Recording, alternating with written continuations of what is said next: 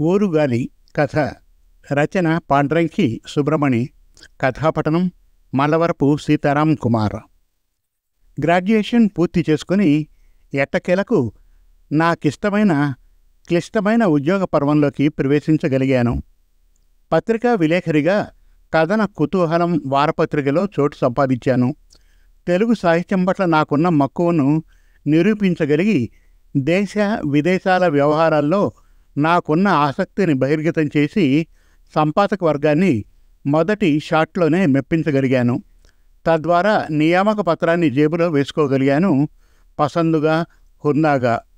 గురుతుల్యులు, సీనియర్లు, పాత్రికేయులు కామరాజు గారి పంచన 3 నెలల క్షేత్రస్థాయి శిక్షణను పూర్తి చేసుకుని రెగ్యులర్ ఉద్యోగ పరిధిలోకి ప్రవేశించి ఎడాపెడా నాకు అప్పగించిన అసైన్మెంట్లు పూర్తి చేసి ఎడిటర్ ఇన్ చీఫ్ మన్ననా మెప్పు పొందగలిగాను. కష్టే ఫలి అని ఊరకేనా అన్నారు పెద్దలు విజ్ఞులు. నేను తరచుగా సమర్పించే అంశాలు గమనించి గామోన్సు. ముఖ్యంగా నేను మునుపు ఇచ్చిన బయోడేటాలో సూచించిన ప్రాధాన్యతలు చూసిగాము ఎడిటర్ గారు తంతే బూరల గంపలో పడ్డట్టు నన్ను తెలుగు తమిళ సినీ రంగాలకు అదనపు బత్తెంతో న్యూస్ రిపోర్టర్గా నియమించారు. నాకిష్టమైన కళారంగం కావటాన మనసా వాచ కర్మణ రాగతాళ మేళాలతో విజృంభించాను. కళాకారులు, కళాకారిణుల గురించిన ఆసక్తికరమైన అంశాలేగాక సినీ రంగంతో అవినాభావ సంబంధం గల నాట్యాచారిణులు, నాట్యాచార్యుల గురించి కూడా విషయ సేకరణ చేసి దానికి సంబంధించిన శీర్షికలను కథన కుతూహల సీనియర్ ఉపసంపాదకులకు రెగ్యులర్గా పంపించనారంభించాను. పదోన్నతి సరిగ్గా అప్పుడు నేననుకోని విధంగా నా దృష్టి ఉభయ దృశ్య మాధ్యమాలలో సర్వకళ వల్లభుడని, 24 ఫ్రేమ్స్లో సుశోభితుడని పేరు తెచ్చుకుంటూ ఉన్న వామన్రావు పైన పడింది. మెల్లమెల్లగా అతడికి చేరువసాగాను. అవసరం నాదైనప్పుడు అతడి దగ్గరితనం కోసం తాపత్రయపడ్డంలో తప్పులేదు కదా. అలా జీవన ప్రవాహం సాగుతున్నప్పుడు అతగాడి అసలైన ఎందుకంటే బుల్లితెర వెనుక, వెండితెర వెనుక ది మోస్ట్ స్టైలిస్ట్ యాక్టర్గా పేరు ప్రఖ్యాతులు ప్రోధి చేసుకున్న వామన్రావు మక్కీకి మక్కీగా 16 అణాల గ్రామవాసి.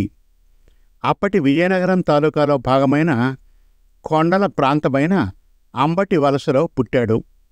అక్కడే చుట్టుపక్కల కటాబోటీగా చదువు ముగించి గురజాడ వారిని ఆరాధ్య గురువుగా స్వీకరించి తెలుగు సాహితీ ప్రాంగణంలో కళామ తల్లి ఉపాసకుడుగా మారి పెక్కు కవితలు, పెక్కు కథలు అల్లి ఉత్తరం దాటి సినీ రంగానికి నిలయంగా మారిన భాగ్యనగరం పైన దాడి చేశాడు. క్రమక్రమంగా దూకుడు చూపించి సినీ టీవీ నిర్మాతల నమ్మకం పొంది క్యారెక్టర్ నటుడిగా, సహాయక దర్శకుడిగా జేజేలు పలకనారంభించాడు. నేను సేకరించిన ఇన్ అండ్ అవుట్ సమాచారం ప్రకారం అతడికున్న గర్ల్ ఫ్రెండ్స్ ఒకరు కాదు, ఇద్దరు కాదు, మొత్తం 3 ప్రియురాండ్రతో అలరారుతున్నాడు వామన్రావు. అది నిజమేనా? మీది 3 వ్యవహారమా అని అడగాలనుకుంటూనే వెనక్కి తగ్గిపోతుండేవాణ్ణి. కారణం అటువంటి అల్పమైన విషయాల పట్ల ఆసక్తి కనపరిచి అతడికి కోపం తెప్పించి బంగారు బాతు వంటి అతడి సాహచర్యం కోల్పోవడం సముచితం కాదు కదా. దేనికైనా ఏ విషయంలోనైనా లిమిట్ అనేది ఉంటుంది కదా. ఇక విషయానికి వస్తే నేనెప్పుడూ ఆ 3 గర్ల్ ఫ్రెండ్స్ ఎవరో, ఎలా ఉంటారో ఎప్పుడూ చూడలేదు. నాది వెర్రిమొర్రి ఊహగాని అటువంటి సంబంధాలు తెరమరుగున చాప కింద నీరులా గప్ చిప్పున సాగుతుంటాయి గాని పట్టపగలు షూటింగ్ సమయాల్లో పవర్ఫుల్ లైట్నింగ్ కింద కనిపించే రంగురంగుల దృశ్యాల్లా పరులకు కనిపించనీయరు కదా. అప్పుడే కాదు, ఇప్పుడు కూడా నన్నొక విషయం అమితంగా ఆశ్చర్యపరిచేది. అదేమంటే ఆ 3 గర్ల్ ఫ్రెండ్స్లో ఒక్కరు కూడా వామన్రావుని వివాహ బంధానికై ఒప్పించలేకపోయారనేదే. ఇక విషయంలోకి వెళ్తే వామన్రావు గాని చేయి చాచి అడిగితే ఎవ్వరూ వివాహ బంధం వద్దనరుగా, అతడికి భాగస్వామినిగా చేరడానికి తిరస్కరించరుగా. మొత్తానికి నాకు తేలిందేమంటే తడుకులీనే ఆ కళారంగాల వైభవ ప్రపంచం గురించి తెలుసుకోవలసింది, తరచి చూడాల్సింది చాలానే ఉందేమో. ఆ రీతిన వామనరావు వ్యక్తిగత వ్యవహారాల్లో మరీ లోతుగా వెళ్ళి బుర్ర పాడు చేసుకోకుండా నా పనులు నేను చూసుకోనారంభించాను. అతని మధ్య అంతర్జాతీయ ఫిలిం ఫెస్టివల్ కోసం వెళ్ళిన జెనీవా పర్యటన గురించి విరివిగా వ్రాసి సినీ ప్రేమికుల అభిమానంతో పాటు ఎడిటర్ గారి మెచ్చుకోలుతో పాటు వామనరావు థ్యాంక్స్ కూడా పొందగలిగాను. ఆ సందర్భాన అతడిచ్చిన భారీ డిన్నర్ పార్టీలో పాలు పంచుకోగలిగాను. అది నాకు లభించిన అరుదైన సత్కారమే సుమా. ఆ తర్వాత ఒకటి తర్వాత ఒకటిగా వామనరావు ప్రతిష్టాత్మకమైన ఫిల్మ్ఫేర్ అవార్డుల ఫంక్షన్లో ముఖ్య అతిథిగా హాజరయ్యాడు. ప్రముఖుల చేతుల మీదుగా జ్ఞాపికలు పొందాడు. ఆ విషయాన్ని పొందికైన పదజాలంతో వ్యాసరచన చేసి కుతూహలం పత్రికలో ప్రచురించాను. అది చదివి సంతోషించిన వామనరావు ఆ వ్యాసరచన పైన ప్రత్యేకంగా ఓ ఉత్తరం రాసి మా పత్రిక ఎడిటర్ ఇన్ చీఫ్ గారికి పంపించారు. దాని నకలుని కూడా నాకు పంపించాడు. ఆ రీతిన నాకు సబ్ ఎడిటర్గా పదోన్నతి వచ్చేలా తోడ్పడ్డాడు. ఇచ్చి పుచ్చుకోవడాలంటే అదే కదా. నేటి సామాజిక వాతావరణంలో ఇది సహజ ప్రక్రియే కదా. జీవితం చిత్రాతి చిత్రమైన భ్రమణం. ఎదురు చూడనివి, ఎదురు చూసినవి లేసి మాత్రము ఎదురు చూడని విధంగా మధ్యప్రాచ్య దేశాల్లో తరచుగా సంభవించే కార్పెట్ బాంబింగుల్లా బుర్ర బ్లాక్ అయినట్లు జరిగిపోతూ ఉంటాయి. నా చిరకాల దోస్తు వామనరావు విషయంలో అదే జరిగింది. ఎక్కడేమి జరిగిందో, ఎప్పుడు ఎలా జరిగిందో తెలియదు. వామనరావు ఉన్నట్లుండి నల్ల పూసగా మారి నగరంలో కనిపించడం మానుకున్నాడు. ఇక్కడ అక్కడ అని కాదు, ఎక్కడా కనిపించడం లేదు. స్నేహధర్మాన్ని పాటిస్తూ బుల్లి తెరల కళా ప్రాంగణంలో, వెండి తెరల షూటింగ్ స్పాట్స్లో అతడి కోసం వెతుకుతున్నానని తెలియజేయకుండానే వెతికాను. ఆ తర్వాత తెలుగు, తమిళ సినీ ఆర్టిస్టుల సమాఖ్య ప్రాంగణంలో కూడా వెతికాను. కనిపించలేదు. వెళ్ళి చూస్తే అతడుంటూ ఉన్న ఇంటికి తాళం వేసి ఉంది. సహజంగా అతడి చుట్టూ ఈగల్లా వాలే సహచర శిష్య గణం కూడా కంటికి ఆనలేదు. విషయాన్ని పొక్కనీయకుండా జాగ్రత్త పడుతూ చుట్టుపక్కల వాకపు చేస్తే పలు విధాల పుకార్లు పలు రంగులతో సోకాయి. కొందరేమో వామనరావు ముంబైలోని ఒక ప్రసిద్ధ ఉత్తర భారత కొరియోగ్రాఫర్ని ఇష్టపడి పెళ్లి చేసుకున్నాడని, చడి చప్పుడు లేకుండా ఆమెతో దాంపత్య జీవితం కొనసాగించడానికి అక్కడే స్థిరపడాలని నిశ్చయించుకున్నాడని, ఆ కారణాన విషయం తెలుసుకున్న అతగాడి మాజీ గర్ల్ ఫ్రెండ్స్ అక్కడికి వచ్చి చెప్పలేనంత హంగామా సృష్టించారని చెప్పారు. మరికొందరేమో వామనరావు ఏదో భారీ బాలీవుడ్ ఫిల్మ్ సంస్థతో పార్ట్నర్షిప్ తీసుకున్నాడని, ఆ పార్ట్నర్షిప్ డీల్ క్లించ్ అయ్యేంత వరకు గోప్యంగా ఉంటూ గోహ్యపు చీకటి గుహ నుండి బయటకు వచ్చే ప్రసక్తే ఉండదని తేల్చారు. కాదు కూడదని చెప్పకుండానే ఒకటి తేల్చుకున్నాను. వీళ్ళు చెప్పేవన్నీ పొద్దు పుచ్చడానికి విడిచే గప్పా రీల్స్ అని. వడిగడితే ఏది మిగలదని. ఏది ఏమైతేనేం ఒక మంచి కళాకారుడి సాహచర్యాన్ని, ఒక సహృదయుడి స్నేహాన్ని కోల్పోయానన్న బాధ మిగిలిపోయింది. గతంతో సంబంధం లేకుండా ఇక ముందు కూడా నాకు పెక్కుమంది కళాకారుల పరిచయ భాగ్యం లభించవచ్చు. కానీ ఎంతమంది నిరాడంబరుడు, నిష్కల్మష హృదయుడైన వామనరావుకి సమానులవుతారు? అతడి గురించి తలపోస్తున్నప్పుడల్లా నాకు ఇప్పటికీ ఒక యువ సైనికుడి కవితా పంక్తి గుండె లోతుల్లో తాకుతూ ఉంటుంది. ఏండ్లు దాటాయి నే బయలుదేరి, చేరలేదింకా నీ దరి. కాలం ఆగదు, నిరంతర గంగా ప్రవాహంలా సాగిపోతూనే ఉంటుంది. కాల పరివాదిని గతకాల సుస్వర స్మృతుల్ని మీటుతూనే ఉంటుంది. ఒకరోజు అనుకోకుండా ఒక ప్రసిద్ధ కళాసమితి వారి వార్షిక సమావేశ కార్యకలాపాల్ని తగు రీతిన రికార్డ్ చేయడానికని కథన కుతూహలం ఎడిటర్ గారు నన్ను శ్రీకాకుళం పంపించారు. సమావేశ కార్యకలాపాలన్నీ సవ్యంగా సాయంత్రం లోపల పూర్తయ్యాయి. అంటే నేను వేసుకున్న టూర్ ప్రోగ్రాం ప్రకారం ఒకరోజు మిగిలి ఉంది. మర్నాడంతా ఫ్రీగానే ఉంటాను కాబట్టి ఎక్కడికి వెళ్ళాలి, ఎలా గడపాలి అన్న మీమాంసలో తికమక పడుతున్నప్పుడు నాకు చప్పున మిరుముట్లు గొలిపేలా ఒక ఆలోచన తాకింది.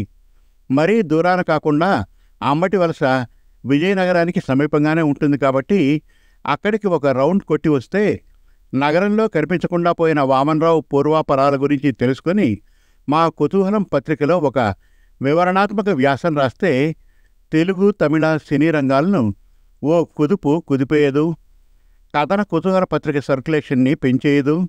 అంతే. అల్లిబిల్లి సోమరితనపు ఆలోచనల్ని జయ జయ శంకర, హరహర శంకర అంటూ. అంబటి వలస రోడ్డుకి దిగువన దిగాలుగా ముఖం పెట్టుకున్న బడి కుర్రాడిలా ఉంది. బారుగా వరుసగా చింత చెట్టు నా వైపు వింతగా తలెత్తి చూస్తున్నట్లున్నాయి. నాకు ఎదురు వచ్చిన పెద్ద మనిషిని అడిగాను, నన్ను నేను పరిచయం చేసుకుంటూ.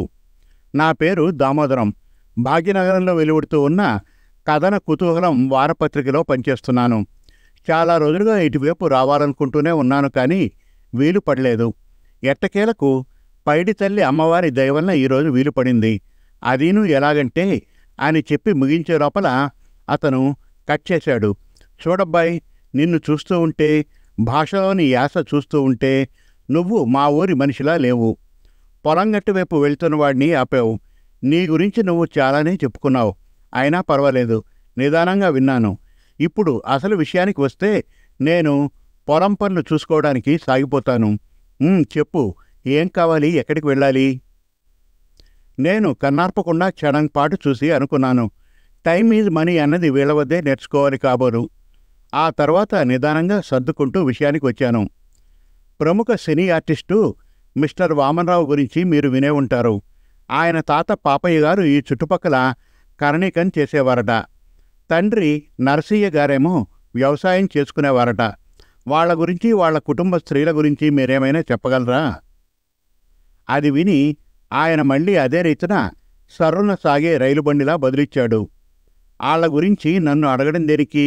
ఆ వామన్రావునే అడగవచ్చుగా. నేను ఊరుకోలేదు. కస్సున స్పందించాను. ఆయన లేకపోబట్టేగా ఇంత దూరం వచ్చాను. ఏదో ముఖ్యమైన ఫిల్మీ అసైన్మెంట్ పైన ముంబయో అమెరికానో వెళ్ళినట్లున్నారు. 4-5 సంవత్సరాలుగా కనిపించడం లేదు. అసలు అతను ఇండియాలో ఉన్నాడా లేదా అన్నది కూడా తెలియడం లేదు. భరే అడవయ్యా దామోదరా, ఇక్కడున్నవాడిని ఇక్కడికొచ్చి వెతకాలి గాని ముంబైలోనో అమెరికాలోనో వెతికితే ఎలా కనిపిస్తాడు? అదుగో అటు చూడు, కొత్తగా కడుతూ ఉన్న ధర్మసత్రాన్ని ఎంత పకడ్బందీగా కడుతున్నారో గమనించావా? దానిని వామన్రావే కడుతున్నాడు. ఎందుకో తెలుసా? పైడి తల్లివారి సిరిమానోత్సవానికి భక్తులు ఇటు నుండే కాలినడకన విజయనగరం వైపు మొక్కుబడి చెల్లించుకోవడానికి వెళ్తారు. అలా నడుస్తూ అలసి సొలసిన భక్తులు, బైరాగులు సేద తీర్చుకోవడానికి అనువుగా వామన్రావే తన ఖర్చుతో కడుతున్నాడు. ఇంకా చెప్పాలా? నేను నోట మాట పెగలక ఆమాంబాపతు ఆశ్చర్యంతో కళ్ళు మిటకరిస్తూ నెత్తిపైన చేయి పట్టుకుంటూ అడిగాను, వామన్రావు గారు ఇప్పుడు ఇక్కడున్నారా? అవును. అతను ఇక్కడేం చేస్తున్నారు? నన్ను అడిగితే అదుగో అతనే వస్తున్నట్టున్నాడు, వెళ్ళి అతన్నే అడుగు అంటూ అటు మలుపు తిరిగి సాగిపోయాడతను. నేను వెర్రి ముఖం పెట్టుకుని చూశాను. వామన్రావు చెరొక చంకన కూతుర్ని కొడుకుని ఎత్తుకుని వస్తున్నాడు. నన్ను చూస్తూనే పిల్లలిద్దరినీ కిందకు విడిచి నన్ను కౌగిలించుకున్నాడు. కౌగిలించుకుంటూనే గుసగుసలు పోయినట్లు నాకు మాత్రమే వినిపించేటట్లు అన్నాడు, నాకు తెలుసు నువ్వెందుకు అలా హతాశుడవై చూస్తున్నావో. అంతటి విలాసవంతమైన జీవితానికి వీడ్కోరు పలికి తెలుగుగడ్డకు మూలనున్న అంబటి వలస వంటి గ్రామానికి ఎందుకు వచ్చానేగా. ఎక్కువ చెప్పి ఎక్కువగా మాట్లాడి నిన్ను తికమక పెట్టడం నాకిష్టం లేదు. ఒక మాట ఒక ముక్క. ఇది మా ఊరు. నేను పీలుస్తున్నది మా ఊరి గాలి. నేనిప్పుడు జీవిస్తున్నది నన్ను పెంచి పెద్ద చేసిన ఊరు జనం మధ్య. కపటపు నవ్వులెరగని, వ్యాపార దక్షతలెరగని మా ఊరి జనం మధ్యన మా ఊరి శివాలయంలో అర్చన చేసి రేపు వెళ్తూగాని. నేను నోరు తెరవలేదు. మాటలేని మౌనంగా మిగిలిపోయాను. తెలుగువారికి పుట్టిన ఊరంటే ఇంతటి మమతాను రాగాల. 7 గజాల గద్వాల జరీ చీరతో, అనాకాశంత కుంకుమ బొట్టుతో అమ్మోరులా కనిపిస్తూ మేగడ పెరుగుతో కలిపి ముద్దలు పెట్టే అవ్వ గుర్తుకు వచ్చింది. దిష్టి తగలకుండా నుదుటిపైన, కొడి చెంపపైన చేర్చుక్కల బొట్లు పెట్టే అమ్మ కళ్ల ముందు మెదిలింది. చిన్ననాటి జ్ఞాపకాల అమృత ధారలతో గుండె చెరువయింది. శుభం. మరిన్ని చక్కటి కథల కోసం, కవితల కోసం, వెబ్ సిరీస్ కోసం మనతెలుగుకథలు.com విజిట్ చేయండి. Thank you.